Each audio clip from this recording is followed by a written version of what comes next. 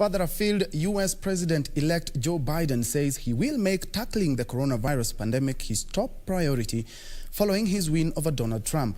Announcing the first steps in his transition plan, his associates says there would be more testing and Americans would be asked to wear masks. Following his tremendous win as the president-elect of the United States of America, Joe Biden has already started laying down an itinerary of his new office. On Monday, Biden is expected to name a 12-member coronavirus task force. There would be more testing and Americans would be asked to wear masks.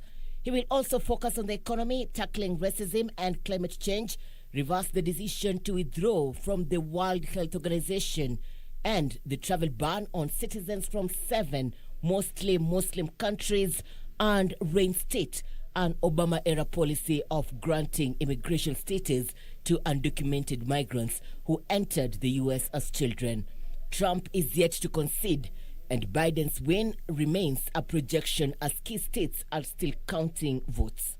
Elsewhere, reports of fresh anti-police brutality protests in Nigeria planned for Monday have been published.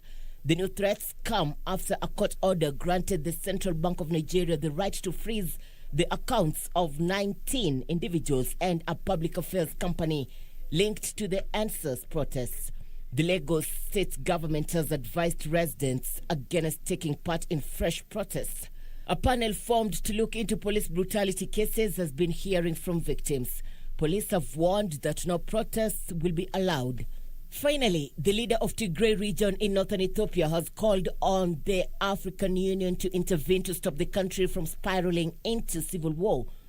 In a televised statement, Debretsion Gebremichael said Tigray would continue to defend itself until the federal government agreed to negotiate. But the Ethiopian Prime Minister Abiy Ahmed said consistent aggressions by Tigray's regional leaders had pushed him to take military action.